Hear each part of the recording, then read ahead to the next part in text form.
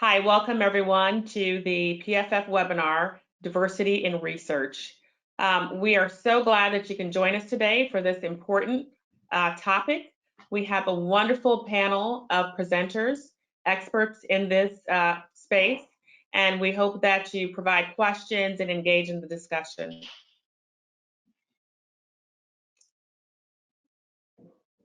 So our speakers today will be Dr. Amy Case.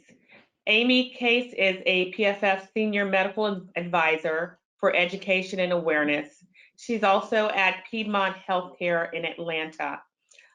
We also have Shalini Mohan, Dr. Shalini Mohan, Executive Medical Director of Health Equity and Inclusive Research at Genentech.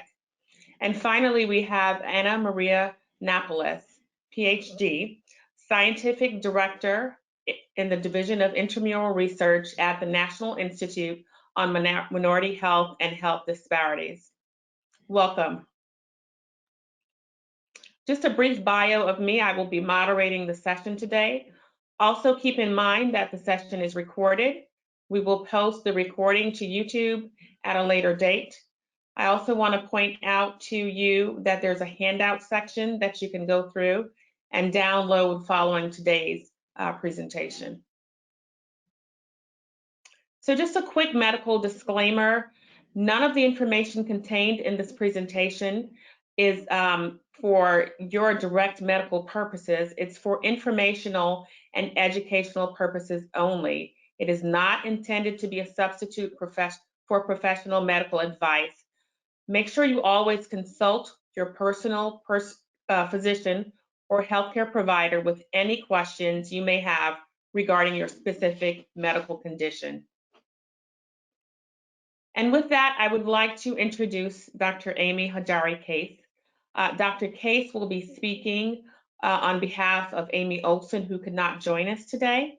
Dr. Case is the chief of the Advanced Lung Disease Program at Piedmont Healthcare in Atlanta, Georgia, and specializes in the care of patients with pulmonary fibrosis. She has over 10 years of experience as an investigator for clinical trials in pulmonary and critical care medicine with a specific focus on clinical research in PF. She is also the Senior Medical Advisor for Education and Awareness for the Pulmonary Fibrosis Foundation, and in this capacity has led many webinars, including today's, where she's speaking for the PF community. I do have a disclosure for today, and that is that I am not Amy Olson, the public health expert and pulmonologist from National Jewish. She could not make it today, unfortunately, but she very, very kindly has allowed us to utilize her, her slides and the information that she put together for everyone. And so hopefully I do it justice. Next slide.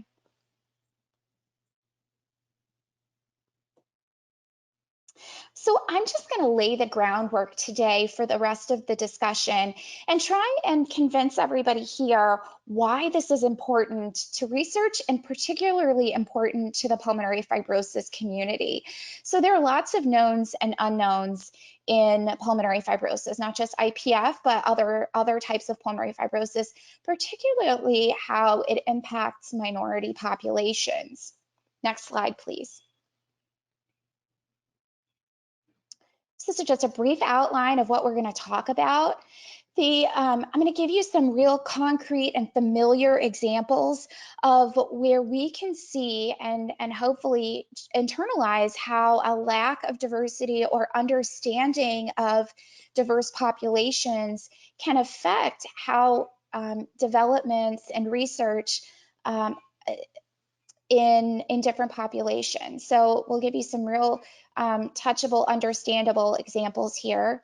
We'll talk about what we do know about race and ethnicity and clinical outcomes for pulmonary fibrosis, mostly specific to IPF, but and that we need to, hopefully we'll see there that we need to understand this a lot better than we do. And then I'm going to pose some questions about where we go from here. Next slide, please. So first I'm going to talk about pulse oximetry. So this is very commonly used, and any of our patients and caregivers on the call today probably have a pulse oximeter pretty close to them right now. Somewhere in the house, I bet you know where it is, and I bet you utilize it not infrequently. We use this tool. I joke that it's the fifth vital sign for a pulmonologist. We use it all the time clinically to make decisions, to start oxygen, to put people in the hospital even, and decide how to manage them when they're in the hospital. So what do we know about pulse oximetry and its use in different racial populations? I'm going to show you some information from a study that was recently reported in the New England Journal of Medicine, looking at pulse oximetry measurements versus arterial oxygen saturations. Next slide, please. So there are different ways to measure the oxygen levels in the blood. Pulse oximetry uses a little device, for those who don't know, on mostly the fingers. Sometimes we put on the earlobe or on the forehead, but measuring across the skin and into the bloodstream the amount of saturation, so how much oxygen is being carried around on the hemoglobin molecules, right? So and normally we should see that in the 90% and greater range, mostly upper 90s for totally normal people. But we can also check an arterial blood gas, and we don't often do this in the outpatient setting. We certainly don't do this at home, and we infrequently do it in the clinic, but it does get done pretty frequently in the hospital, in the emergency room, in the ICU. ICU patients can get these on, daily or multiple times a day. And what that does is take a sample of the blood, of the arterial blood, which should be fully oxygenated, having just come from the lungs and pumped through the heart to the body, and measure how much oxygen is in that sample, right? How much is sitting on those hemoglobins. And so what the researchers here at Michigan did was look back at patients that had had both a pulse oximetry measurement and an arterial oxygen saturation measurement from the blood. Match those up together to see if there were instances where the pulse oximeter was reading higher than the oxygen saturation in the arterial blood, okay? And what they found was that there were some patients for whom the pulse oximeter reading was significantly higher and missed hypoxemia or low oxygen levels in those patients. It happened in both Black patients and white patients, but it happened almost 3 times as often in patients who were Black than patients who were white. And this is in over 8,000 patients, shown again in over 8,000 patients in a multi-hospital cohort, not just the University of Michigan. So this can be really important, right? Next slide, please.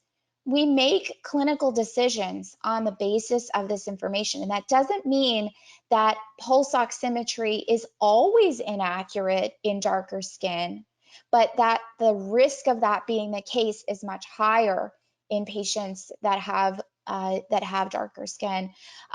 So why did this happen? Well, it probably, if you think back, these devices are tested and developed more often in patients with white skin than people of color. And so validating them in patients with darker skin is important, but something that potentially is missed here.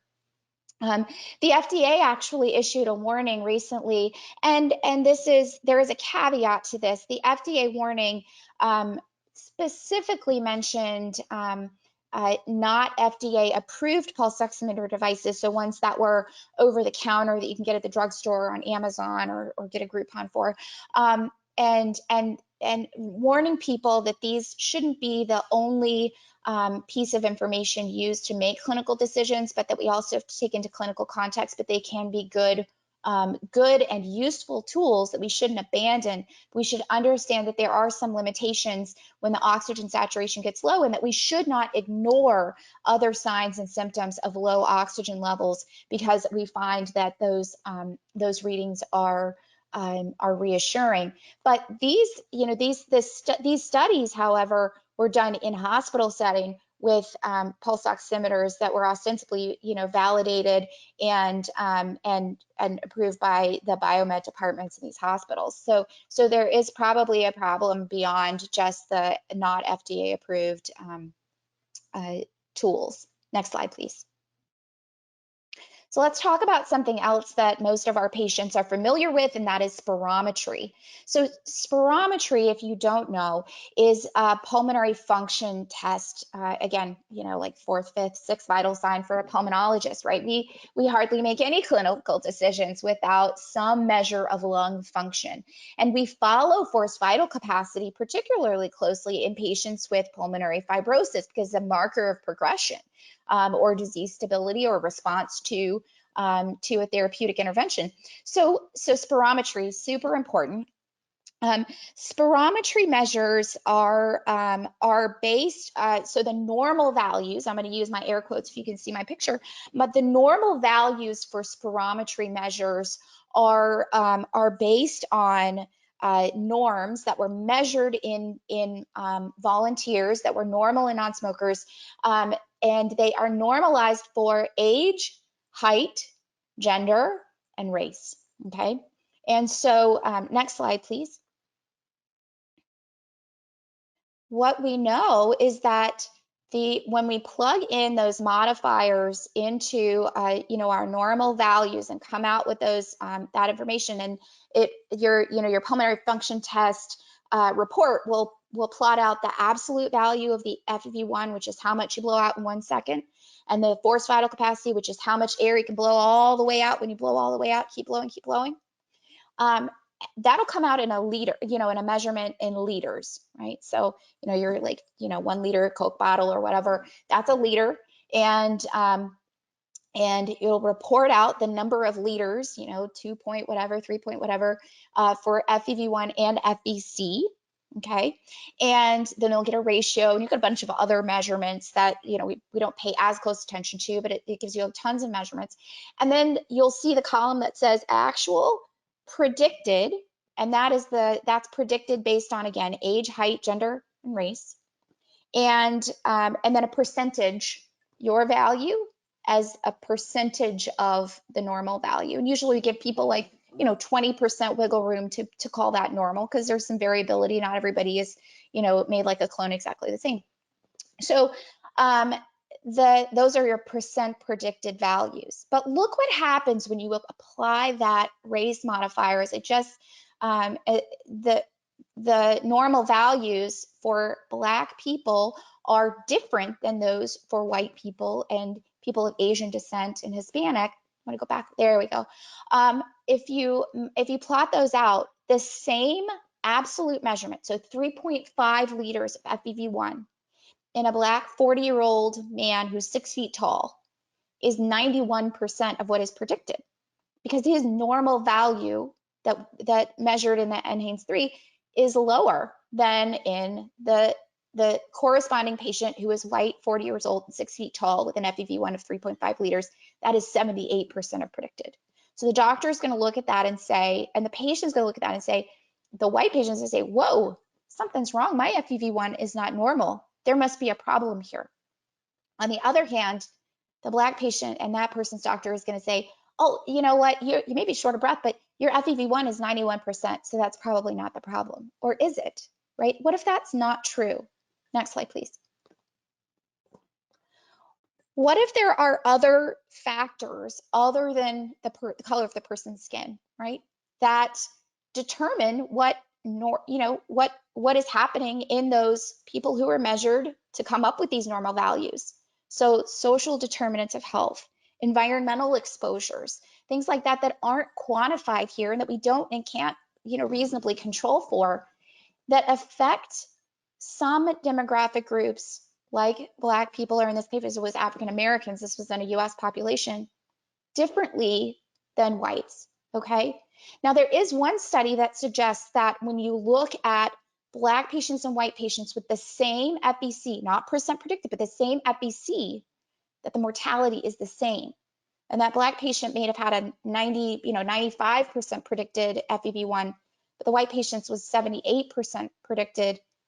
their interventions might have been different because that looks different when it's read out, right? But those two people have the same predictive mortality in that study. That's one study, but it is suggestive that there are other implications to that, and it may be inappropriate to use those race-modified normal values. The ATS is actually going to be looking at this and trying to understand this issue a bit better. There's a committee working on it, hopefully to impact our patients, not differently than what's happening right now in the nephrology world with the measures of kidney function and the calculations of glomerular filtration rate. If people on the call understand that has a race modifier that actually has been is being done away with in many systems at this point because of some of the same reasons. Next slide, please. So let's talk a little bit about what we know in pulmonary fibrosis. So specific to pulmonary fibrosis, the differences in different ethnic and racial groups, and what we understand, which is rather limited. I think we're learning more, but this is a next slide from a paper. And I think this slide actually says we here because Dr. Olson was one of the authors of this paper. It was in her institution at National Jewish. So this group looked at death certificate data over a pretty long period of time for patients they looked to find patients with IPF over the period of time from 1989 to 2007. So this predated a lot of our more modern definitions of IPF, and it also predated the use of antifibrotic therapy. So we didn't get that interference in between there. This is a study of IPF in studies of IPF, so clinical trials where people get in and they are looking for, they're looking at different interventions, different medications, registries, things like that.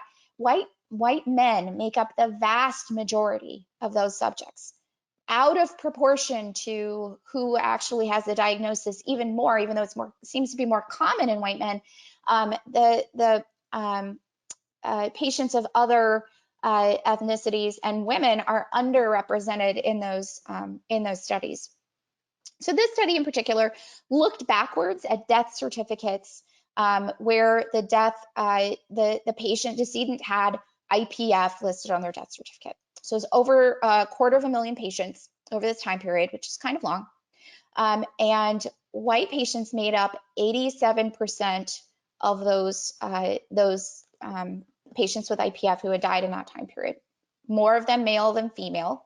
But if you look, again, the vast majority of patients that are included, I'm just going to toss gender in here too, the vast majority of patients who are subjects who are included in clinical trials are men, and this is definitely out of proportion to what we see with this particular study.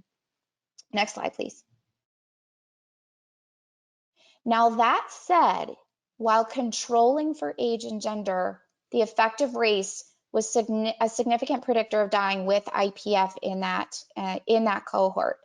So if you look, even though white men made up the vast majority of the people who died in this look back study, they died at a significantly older age than the Black patients with IPF, slightly older than Hispanic patients with IPF. And so this suggests, that maybe there are other factors, again, some social or environmental determinants of health, socioeconomic status, potentially genetics that we don't understand as well, that have implications that are leading to those Black patients with IPF dying at significantly younger age. And this has been shown in other data sets as well. And why is that? And how can we understand that better? And how can we do a better job of including those patients in our clinical trials? Next slide. I'm actually gonna, I think I've asked this question, so let's skip on to the next slide as well. So lastly, I'm just going to mention this book, CASTE. It describes racism and systemic racism in the United States as mirrored by the caste system in India. which is kind of a societal and systemic way of socially stratifying people in a hierarchy, including them and excluding them from different aspects of society. Next, so Isabel Wilkerson, next slide please, explores kind of the impact of caste on the societies, including in the US. So this is some just information here that about telomere length. And if you have any interest in familial pulmonary fibrosis or the genetic background to genetically linked pulmonary fibrosis, telomere length is implicated in many of those cases. Telomeres are the caps on the ends of our chromosomes that that shorten as we get older and cells replicate, and can be associated with diseases of aging, pulmonary fibrosis being one of them. There has been some data, it's a little bit mixed, to show that telomeres are actually longer in Black people than in white, and but there is an aspect of socioeconomic status that overlies that, and as the socioeconomic status of those people falls, so does the telomere length. And so this kind of points not to just that being a genetic process, but the superimposed aspects of socioeconomic status and other determinants of health that that interact with race and ethnicity and gender and outcomes of disease. Next slide, please.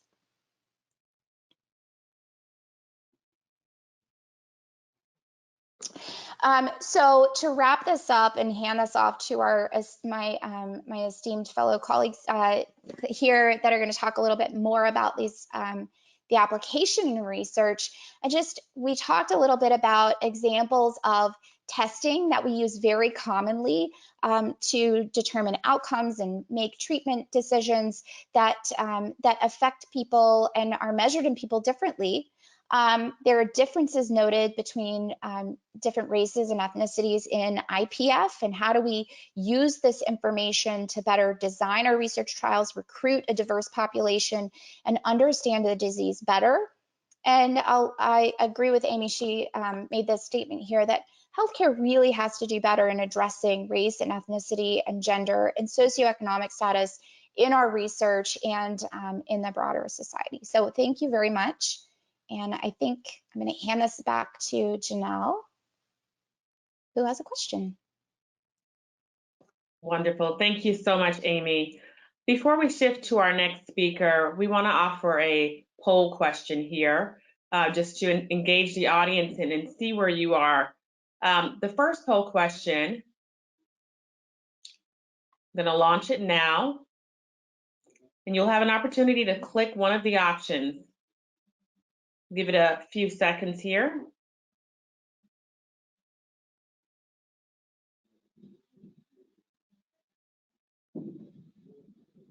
All right.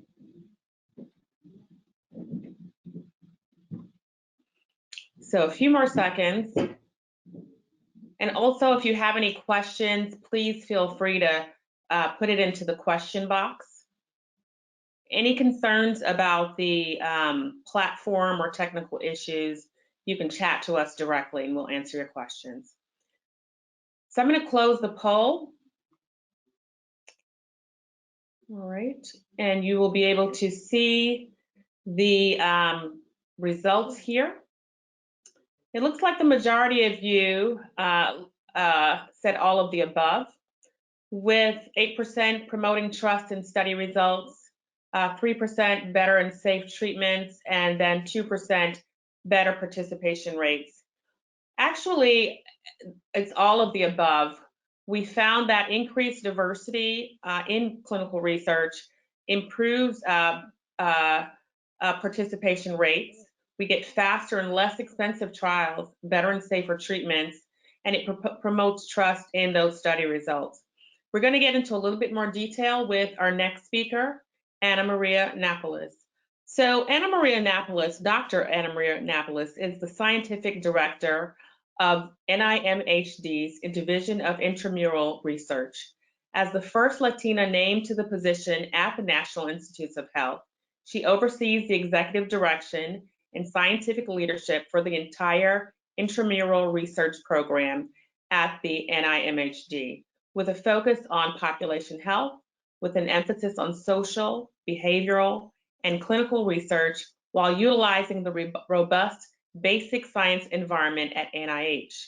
She has over 30 years of experience in research on patient-clinician communication, cancer control health disparities, psycho-oncology, and community-based models of research in racially and ethnically diverse populations, as well as socioeconomically diverse groups. Dr. Nápoles has no disclosures at this time. I will hand over control to you. Hopefully this will work this time. Thank you, Junelle. All right, you can go ahead and advance.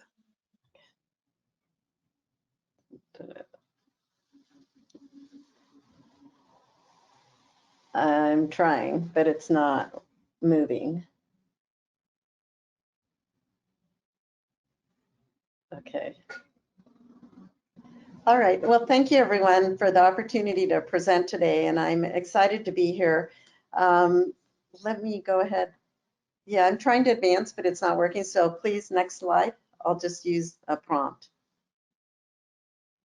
Thank you. So first I'll just tell you a little bit by way of background about our institute. We're the National Institute on Minority Health and Health Disparities. And so for us, the goal is really to promote research within these ethnic and racial and socioeconomic subpopulations to better understand the causes of disease, what mechanisms explain higher risk and higher incidence, higher prevalence in these communities. We also aim to develop interventions that are effective for eliminating those disparities and promoting health equity. And we also examine the scientific methods that we're using to make sure they're culturally appropriate, make sure that the recruitment and retention in clinical studies is adequate, and that the measures we're using are clinically and psychometrically valid across populations and literacy and educational groups and gender and so forth. Next slide, please.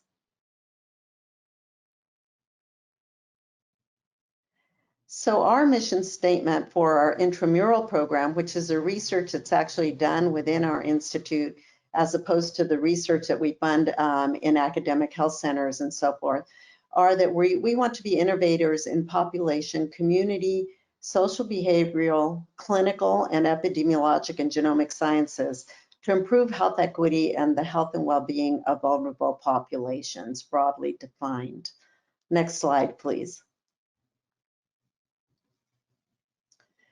So as many of you may or may not know, the NIH has a mandate to recruit minorities and women in the research that they fund. So if federal funds are used for that research, there's a 1993 NIH Revitalization Act, which was updated in 2001, which calls for investigators to include women and minorities in their clinical research. Otherwise, they have to give a strong rationale for why they're excluding these populations. And if there's prior evidence that the outcomes of interest differ by these particular subgroups, then you have to design your study with sufficient power to be able to test hypotheses and evaluate the differences for women versus men, for ethnic minority groups. Next, please. So unfortunately, women as well, although the cases, the picture is better for women, but minority representation is actually pretty dismal when you look at research overall. And most of the strongest evidence of participation in clinical research is from the cancer arena because they've been studying it the longest and the most. But in general, public polls have shown that about 75% of the public has little or no knowledge of what clinical research is and what it does and what it means and what it provides, the advantages. And that 2% of the US population actually participates in clinical research. And among cancer patients, about 3% of all cancer patients participate in clinical trials. And of those 3% of cancer patients, only 10% are minorities, while we know that the population of the US is becoming increasingly diverse and will make up more than half of the population by 2042. So it's important that we attend to having equitable participation by these groups. Next. So one of the studies that I thought was impressive because it looked at different perspectives, looked at participation and attitudes of people of color and looked at the actual researcher perspective. So the first quote is from a principal investigator, and he assumes African Americans, I think, have less knowledge. We know they are not more knowledgeable, so I think it takes more time. And he's talking about the time to enroll and explain a clinical trial to an African American patient as compared to a white patient. And the referring clinician to the trial says, it's just too darn hard to try and talk them into a clinical trial. So let's just do standard therapy. So in other words, it's not worth the time to make the extra effort and take the extra time to really explain and address any concerns and questions among populations that typically really want that information but have less access to it. And then finally, a research staff person says, the way I handle things is just said, you know, I do not want to try I know that you do not want to try the drug or not, right? I mean, what do you want? Because you're yelling at me and I don't know. So she was a Black lady and the feistiness sometimes, right? So there's these misperceptions and biases in terms of how we perceive people from certain racial ethnic groups that influence our decisions to offer them an opportunity to participate in research. And that we can see reflected in the lower participation rates in various across trials and so forth. Next, please. So one thing that we frequently hear is that minorities are less willing to participate in clinical research. So is that really true? Next. And this is perhaps probably the largest study, which involved more than 70 participants or 70 people who were offered opportunities to participate in research, everything from National Health Interview Study to NHANES and other intervention clinical trials, intervention-focused in clinical trials, and over 70,000 decisions as to whether or not to participate in a study. And so the comparison group here is whites, and if the odds ratio contains 1, it means there's no difference to whites in this group. As you can see here, for the 3 interview studies, the confidence interval, which is the far right column, contains 1 for both of these racial ethnic groups. And the interpretation is that for African Americans and Latinos in these 3 interview studies, they were just as likely as whites when offered an opportunity to participate, to engage and participate in those studies. And then you'll see that for 10 clinical intervention studies, right, that are more intense, where they're more intense types of studies, that again, for African Americans, the confidence interval contains 1, so they are just as likely as whites to accept that opportunity to participate and engage.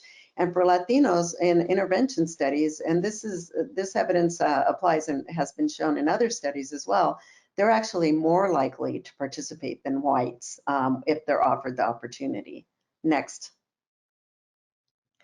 And so I want to point here, this is a framework, but the important takeaways here are that there are stages of recruitment and that we have to attend to potential barriers and promoters of participation in clinical research at every single phase, because barriers and promoters will be different at each stage.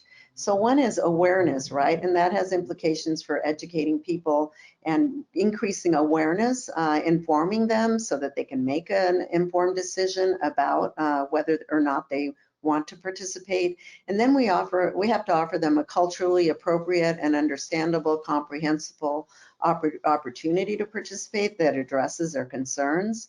And then that eventually leads to the acceptance, right, and the participation, as well as the retention of those individuals in research. And at each of these stages, we have to be cognizant of what are the potential barriers and promoters that facilitate or get in the way of engagement. Next, please. And so what we're seeing in the literature is that there's a failure to attend to these barriers, right? African Americans are more likely than whites to be ineligible due to perceived noncompliance, right, in a review of therapeutic cancer trials. So this shows that there's a bias of noncompliance rather than exploring what are those barriers and could we design our recruitment strategies to address those barriers and make it easier to participate for African Americans given their context and their social and daily lives. And then African Americans are more likely than whites to refuse to participate due to family pressures, being overwhelmed. So again, often ethnicity and race are mixed up with socioeconomic factors, as Dr. Case said, because the populations of color tend to be from those lower income groups.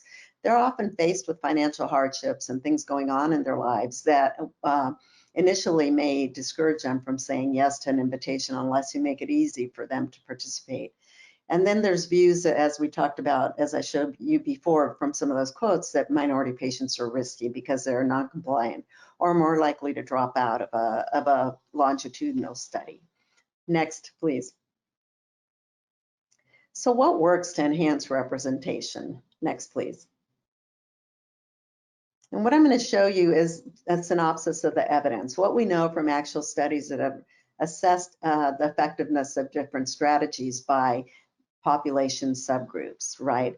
And we know that for minorities, it does take extra time, expense, and attention. So that needs to be attended to. If we don't budget for them, if we don't plan the strategies, then we are going to, the net result will be lower enrollment of minority populations. Involvement of communities is key, and I can't understate that. It makes a world of difference because they can often identify what those barriers are in advance. You can often secure role models from the community who will endorse your study and promote participation, trusted members who people can look up to and say, oh, they're like me and I trust them and I want to engage. I see what the benefits are for my particular community, so I want to help. And that's what those culturally sensitive methods are all about. We want a personal approach. We want to be valued. We want to know that our participation makes a difference. And then multiple methods, so not just using mail, phone, or personal contact, but really the combination can yield higher enrollment rates across subpopulations. Next, please. So mass mailings, there's some evidence that they tend to work in African Americans, especially if they're mid to higher income. Word of mouth also is very effective. Personal contact is key, but again, it will require more resources, which means a larger budget. And in metro areas, bus ads appear to work to promote studies. And then incentives, at least for survey research, show a modest increase in response rates. And it doesn't matter if you send the incentive, the financial incentive with the survey or you send it after. Next, please. And then from actual experimental studies among Asians and Latinos, we tend to, as researchers, send this traditional kind of, one of a kind, one size fits all letter and informational packet about a study. And what we found, these studies have found that actually randomize people to a traditional packet versus these other methods is they found differences and improvements in racial and ethnic minority recruitment. So personalized, culturally appropriate greetings in their language resulted in 4.5 times greater likelihood of enrollment. Providing a phone card, which may not apply now with the extent of cell phone use. And then the combination of all three resulted in 3 times greater likelihood of enrollment. And really what works the best is a personal follow-up phone calls to recruit people, because then it gives people the opportunity to express their concerns and to have those concerns addressed by the person who is recruiting them. Next, please. So just some overall recommendations that I'd like to close with to keep in mind to advance equity and participation. Next. Is how do we address these barriers, right? And we did a lot of focus groups among older African Americans and Latinos in the community. And what we found is they really want researchers to be aware of what their priorities are. For many, it's housing, it's food, it's jobs. And somehow you have to take that into account when you're also addressing their health needs and the particular theme of your or focus of your research project. So it's really being aware of the fit between your priorities in your that you have in your project, as well as what the priorities are of the community. And what was loud and clear to us from those focus groups was that African Americans and Latinos value knowledge. They want to be informed, and they want that knowledge presented to them and the opportunity to ask their questions.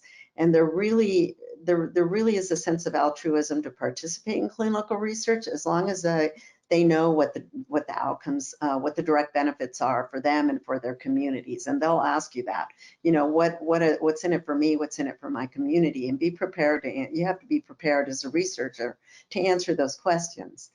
And that, you know, in some communities, especially in African American and American Indian communities, where there have been some notorious injustices in terms of prior research and abuses, you have to be willing to openly address their concerns and things like these abuses, and talk about how human subjects protection policies have exchanged and evolved and to address these concerns. And then for Latinos, it tends to be more of an issue of being unfamiliar with research and really needing more information and having their questions answered. Next, please. And so the point in this slide is that these are 2 systematic reviews that were done of intervention studies. And these particular studies used what we call community-based participatory research approaches. So where they, from start to finish, engage communities in developing the questions, designing the projects, designing recruitment, designing data collection, you know, things like the blood samples that would be collected, the surveys and all that, the methods for collecting those samples and surveys. And so in these studies, minorities tend to be the majority. So it shows that CBPR approaches are being applied most often in minority communities where it's important for addressing barriers. And 89% of the interventions were actually shown to be effective in terms of enhancing health and well-being, the targeted for the specific outcomes of those intervention studies. And that ultimately it enhanced community capacity and leadership. So again, leaving something for the community, making them more familiar with research and the goodwill in terms of providing them with access to other community resources is critical. Next, please. And so, as I mentioned before, it's imperative that you plan your recruitment. If we're talking about increasing enrollment in the PFF Registry, it's designing recruitment strategies that work, that attend to these differences in populations. Using multiple strategies will increase your reach. Using people that are from those communities, that are culturally similar, that have lived experiences that they share, so that they know how to reach those people is really critical. And you have to make it desirable and convenient for them. And it's all about relationships. It really is. The studies, our experience in the 30 years I've been working in this field, is our recruiters and our interventionists are people that are actually out doing all the field work to collect the data, collect the biospecimens. They're from the community. We train them to collect the data for us. And they are so well received, and they are so in touch with these people, and because they're from the communities and they have those relationships with them, and that's what keeps them long-term in the studies, or would keep them long-term in a registry. And you want to anticipate losses. So you want to make that awareness, the invitation, and the participation and retention all a part of your recruitment strategy. Next, please. Finally, just some practical steps. You want to budget for these varied recruitment strategies. Know that they'll cost more, but be prepared to spend it if you really want to do it justice. You can design particular recruitment messages and pre-test them through focus groups or individual interviews with particular ethnic groups. I strongly suggest that. You'll learn a lot with even just a few interviews or one focus group. You want to monitor recruitment and relationships and adjust for any changes and strategies that need to be made as you get the data that this is working or isn't working. And you want to report the results right by these particular racial ethnic groups in terms of what strategies worked and didn't. You want to track that, because that's how we learn, and we can enhance recruitment for future studies or future registries. Next, please. And then in terms of physicians, right, because the way to a lot of these patients, because they require such intensive workups for an accurate diagnosis, is that we want the physicians, even though many of them will say they're interested, but it's really the lack of time and to understand and recommend the trials. So, and especially in safety net settings where resources are scarce, patients are sicker, and physicians may have less time to spend with patients. They want these brief handouts about the trials so that they can, with the talking points for the patients, so that they can engage them and offer the opportunity. Next. So in terms of genomic studies, an area that's really particular for, really specific to PF and valuable is, especially for African American populations, you definitely want to use culturally similar and personal approaches so that you have the opportunity to address their concerns about taking samples, then how the data, the genomic data will be used and what their rights are to that data and information. Next, please. So in conclusion, I want to say that it's critical to work closely with minority communities, from people from those communities who know what the potential barriers are, how to reach people, how to promote engagement, how to address concerns, and you want them involved from the beginning of your study. And I want to just say too, an important part is what we found is returning the results to the communities and the individual participants in studies, especially for minority communities, is really critical, because it's something that that we're often critiqued for as researchers, is helicopter research, where we'll come into these minority communities, collect the data, and leave. And they want to see the results of the studies. They want to see how it will benefit their communities. So their participation and effectiveness will be enhanced if you engage the communities.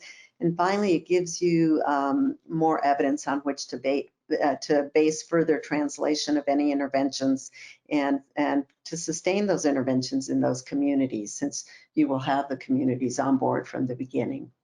So with that, thank you very much, and I look forward to the discussion at the end. Well, I want to ask the panelists one question that we did receive prior to the call. The question is, as I pull it up here, it's referring to minority access. So minorities have a lower opportunity for access to healthcare. The question was, as treatment improves and as diagnosis shortens to early diagnosis, what are some opportunities you see for addressing disparities? So this is a more global question. Junelle, I'll start and kick off what I think. So I go back to the adage, when you know better, you do better.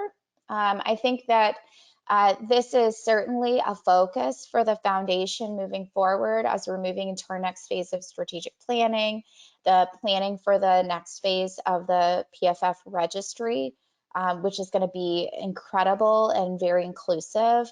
And I think we're trying to understand how, how we can understand minority and underserved populations, because they historically have not been as included in our clinical trials, and leading the way as a foundation in being inclusive, understanding the differential impacts of environment and socioeconomic status on our minority populations, and encouraging our colleagues in academia and in industry to come along with us on that, so that we can do a better job. So I think this is the start of that conversation, and knowing better and doing better. Yeah, and I'll just add, I think, if it's an access issue and we know that minorities have less access to healthcare in general, then you have to do the education and outreach. So it's really important to go to the communities and provide the information that they need about their condition, because they want to know that information. Second is, I think you have to work with the community physicians, the people that provide primary care. and give them the resources to be able to do the diagnostic workup that's needed for definitive diagnosis, to make sure patients are referred to specialty care and that there's access to specialty care. And I would say the third is involve family members, because often for minority communities, the gatekeepers are family members, either adult children or older older adults. So that would be my advice. There's another question. We've spoken a lot about race and ethnic minorities, and Dr. Nápoles, during your discussion, you touched on women as well, and so did you, Dr. Case. What about issues related to rural and urban communities, and how we can make sure that we're reaching out to those various geographic groups? I'd like to. Oh, go ahead. No, go ahead, Dr. Nápoles. I'll go after you. I was just going to say that I think there are assets in those communities. We just need to identify them and utilize them. There are social networks, online networks within those communities. The community that has done the best in terms of COVID vaccination and testing rates are American Indians and Alaska Natives. And the reason why is because the state didn't control it. The tribes controlled it. And I think that's an important message, because they know their communities, they know how to reach people. There's more safety net infrastructure in those communities that can be used to disseminate some of the information as well as interventions. Thank you. We're getting quite a few questions in, and I know that we're over the hour, so I'll pick a few more questions here and then we can wrap up. One is from a clinician. I find that as a clinician, there can be tension between providing care and enrolling in research, especially when patients wait to get care at a center of excellence. Are there any specific strategies to mitigate this? Scheduling more time for visits, etc. If we devote more resources, where can these resources come from?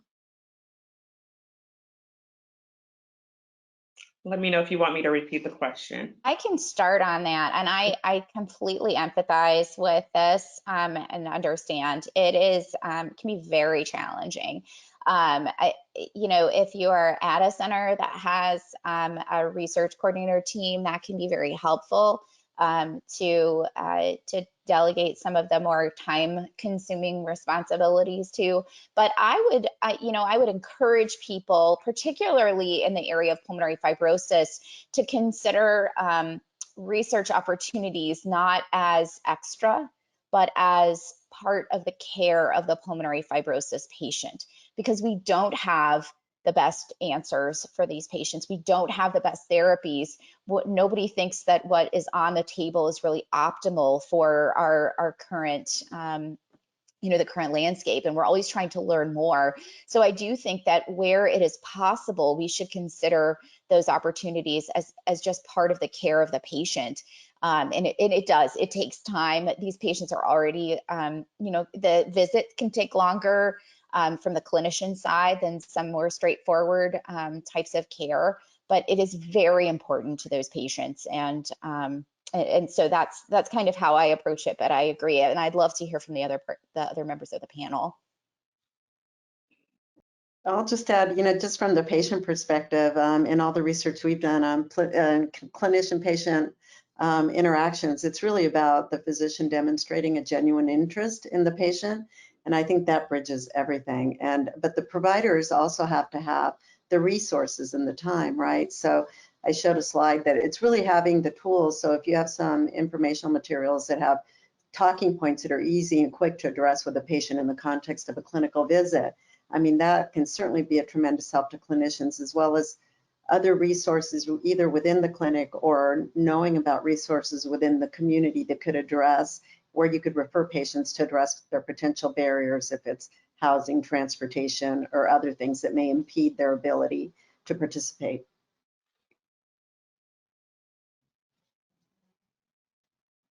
All right. Any other comments regarding that question?